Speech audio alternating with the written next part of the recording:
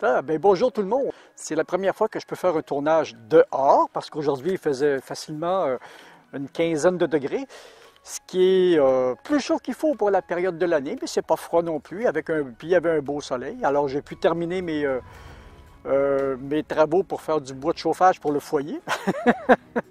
Ça, c'était les restes des démondages des arbres de l'année dernière. Le bois séchait assez, donc on peut s'en servir pour chauffer le foyer. Bon, alors ce que je voulais vous parler aujourd'hui, la vidéo s'intitule « L'esprit critique ». Je vois passer sur les réseaux depuis quelques temps, puis je me fais ramasser parce que je suis en dehors de la ligne éditoriale des grands médias. Dites-vous que j'ai quitté la télé, ça fait déjà plusieurs années. J'ai quitté les médias de masse aussi. Et j'ai définitivement débranché mon accès télé, ça fait déjà 4 ans. Et j'ai aussi éteint la radio. Morale de l'histoire, j'ai jamais été aussi bien informé que depuis ce temps-là. Vous savez, avec les médias traditionnels, il faut bien attendre leur bon vouloir. Moi, je suis un fan de documentaires. Alors, les documentaires, dans les médias traditionnels, il fallait que je suive les grilles horaires et que j'attende qu'ils nous en passent un. Puis souvent, les derniers documentaires que j'ai vus, c'était sur les animaux. Mais ça fait depuis que j'ai 10 ans que j'envoie des documentaires sur les animaux. J'étais plus capable, là. Et puis, dès qu'on voulait avoir des informations plus pointues, parce que moi, je suis un addict à l'information, dès qu'on voulait avoir de l'information plus pointue, il fallait courir les bibliothèques. Et la moyenne des bibliothèques était assez limitée en vrai ouvrage de référence. On avait beaucoup d'ouvrages de vulgarisation, puis dans beaucoup de cas qui étaient assez incomplets.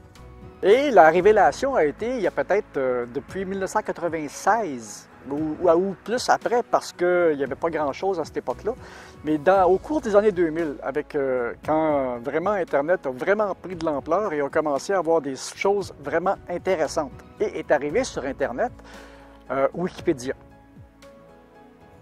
C'est effrayant le nombre d'horreurs que j'ai entendues sur Wikipédia qui venaient des détracteurs qui sont dans les médias de masse, justement. Ils font du wiki-bashing, disant que c'est plein de menteries. En réalité, Wikipédia est une encyclopédie collaborative où des gens comme moi, des gens comme vous, mettent des articles et sont vérifiés par d'autres internautes et sont ajustés par d'autres internautes. Et Wikipédia est à peu près l'encyclopédie la mieux sourcée, toute encyclopédie confondue. Quand vous allez sur une page Wikipédia, dans le texte, il y a beaucoup d'hyperliens et à la fin de l'article ou des pages d'articles, il y a toute la bibliographie si vous voulez avoir des liens supplémentaires.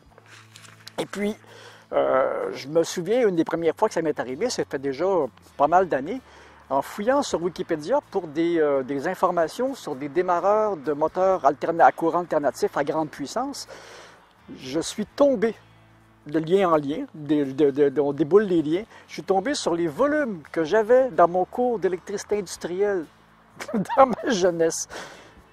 Et si on vous dit que c'est pas une source, ça, hein?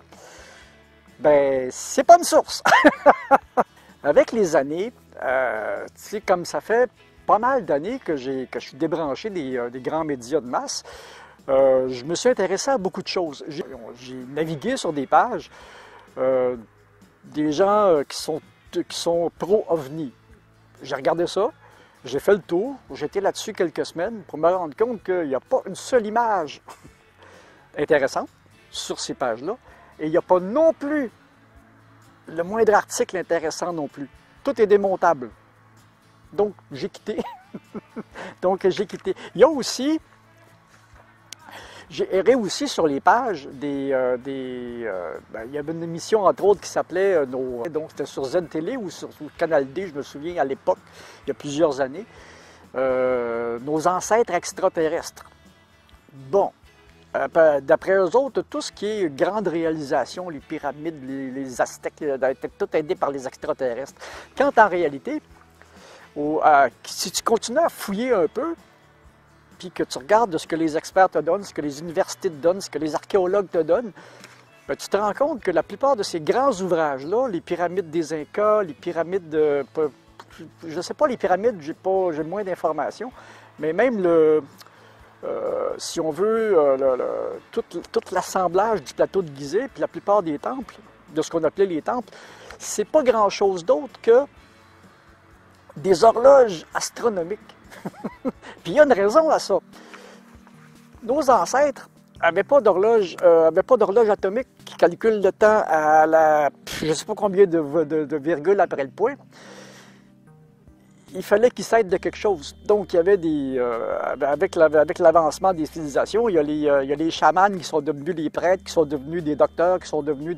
Et puis, qui ont fait bâtir ces édifices-là pour que les édifices pointent exactement à la bonne place dans telle période de l'année. OK, la porte est vis-à-vis de telle constellation. C'est là qu'on sème. C'est le temps des semailles. Parce que c'était important, là. C'était la seule référence qu'on avait. On ne pouvait pas se dire, ben là, il fait beau, on va semer. Non, non, regarde, OK, c'est là, on va semer parce que là, c'est le printemps.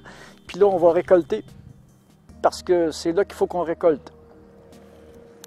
Et puis, même, ça va plus loin, même dans les grottes de Lascaux, qui datent de près 40 000 ans, les dessins qui étaient censés être vraiment les prémices qui semblaient être vraiment les prémices de la capacité artistique des humains, à la lumière d'autres recherches que j'ai vues l'année dernière, je crois, on s'est aperçu que ces dessins-là représentaient probablement des constellations. Parce que ces gens-là n'étaient pas des semeurs, mais ils devaient connaître les mouvements, ils n'étaient pas des semeurs, mais ils devaient connaître les mouvements comment est-ce qu'on appelle ça, des migrations des animaux pour pouvoir avoir de la viande quand ils en avaient besoin. C'est aussi bête que ça. Les complotistes et les placistes nous donnent toutes sortes de choses, mais c'est aussi bête que ça. Et puis, pour l'usage du feu, si on regarde de ce que j'ai vu, parce que je me suis intéressé à ça, à l'anthropologie assez jeune, puis il y avait beaucoup d'encyclopédies, beaucoup d'ouvrages qui décrivaient ça un peu. Puis, pour en finir à plus près de ça, on s'aperçoit que probablement que dans les grandes steppes où le feu pognait souvent dans des saisons où le feu pognait dans la saison sèche, probablement que les humains ont goûté à de la viande cuite. Ils ont découvert que c'était pas mal moins dur à manger, puis que c'était quand même bon, puis ça tuait pas. Donc, je vous fais grâce de la suite. Et puis, pour ce qui est de toute notre médecine, les femmes des chasseurs-cueilleurs de nos ancêtres ont dû essayer des plantes, ils ont dû s'empoisonner, ils ont dû trouver des plantes qui, ça soulage un peu, ça fout le mal. Toute invention humaine, toute découverte humaine est montée d'une découverte, je pars de là, je fais une autre découverte, je pars de là, je fais une autre découverte. Et on arrive à notre civilisation comme ça. C'est bête comme ça. J'ai traîné aussi sur les pages de complotistes. Là aussi, j'ai eu bien du fun parce qu'ils sont convaincus. Hein? Mais quand tu regardes toutes leurs théories, puis que tu es informé un peu, puis que tu as un petit peu un esprit critique, tu regardes la théorie, puis tu regardes un peu ce qui se fait en science, puis tu dis, bof, toutes leurs théories sont très facilement démontables. Pour avoir un esprit critique, il faut que tu t'informes. Tu as besoin d'un petit peu de notions d'architecture, de notions d'astronomie, de notions de biologie, de notions de médecine. C'est toutes des notions qu'on doit acquérir. Mais si je regarde la plupart des gens autour de moi, puis je ne veux pas dénigrer personne, là, se vautrent dans les téléromans, puis les téléréalités, puis se regardent le nombril, puis se laissent gouverner par le gouvernement. Qu'est-ce que tu veux qu'on fasse? C'est beaucoup plus drainant pour le cerveau d'aller chercher de l'information que de se laisser bercer par les téléromans. Que voulez-vous? Puis tout ça pour dire que entre les complotistes, puis les médias qui nous disent pas grand-chose, puis les platistes, puis tout ce que vous voudrez, il y a une ligne entre les deux dans laquelle j'espère que je suis vraiment, où on fait des recherches. Les gens font des recherches. Puis ce qui est le fun avec tous les médias, qu'on a maintenant, on peut faire des recherches puis faire profiter aux gens autour de nous autres de nos recherches. On se ramasse dans une civilisation d'échange d'informations citoyens, puis tous les chercheurs font ça aussi, échangent leurs informations. Sauf qu'on a vu dans l'histoire du COVID, les chercheurs chinois, parce que tous les chercheurs font ça à travers le monde, se dépêchent de mettre l'information disponible, puis après ça, d'autres chercheurs peuvent prendre l'information puis travailler dessus. Mais le gouvernement chinois, aussitôt qu'il a su que l'information était sortie au travers du COVID au niveau du génome, ils ont tout de suite coupé l'information puis ils ont fermé, ils ont fermé le centre de recherche. En plus, tous leurs sonneurs d'alerte sont partis aussi. Là, je ne m'étendrai pas sur le sujet, ça, je réserve ça pour une autre vidéo. Les platistes nous parlent d'informations cachées.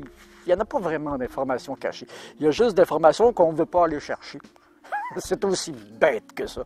Une chose qui est certaine, nos médias de masse, ils sont juste pas indépendants. Donc, on ne peut plus avoir vraiment d'informations parce que les médias de masse ne nous mentent pas. Ils disent rien. Remarque que c'est pas mal pareil, là. Tandis que beaucoup de médias alternatifs qui sont qualifiés de vecteurs de fake news, effectivement, il y en a. Mais il y en a qui sont très, très honnêtes. Puis qui sont pas.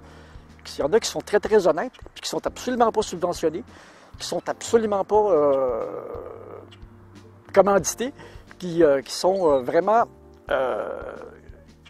au service de leurs auditeurs, parce que ceux qui payent la facture de ce média-là, ce sont les auditeurs. Donc, les médias font pour nous la recherche que nous, on a peut-être trop la flemme de faire, puis ils nous donnent le compte-rendu de leur recherche. Donc, pour ça, pour tout ça, les grands médias de masse, on les croit plus. On ne veut plus rien savoir d'eux autres. Leur visionnement et leur portée descend de plus en plus, puis c'est un mouvement irréversible.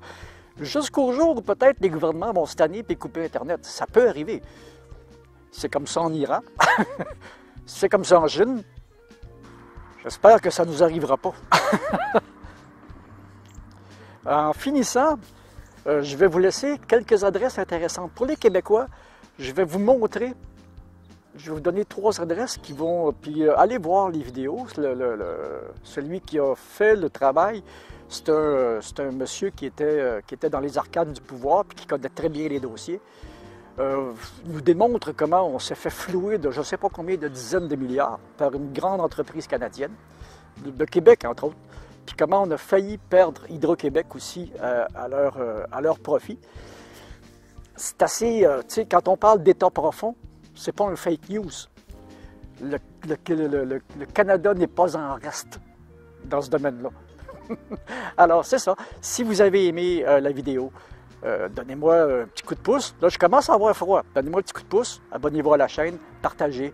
Et puis, on se revoit dans une autre vidéo. Salut!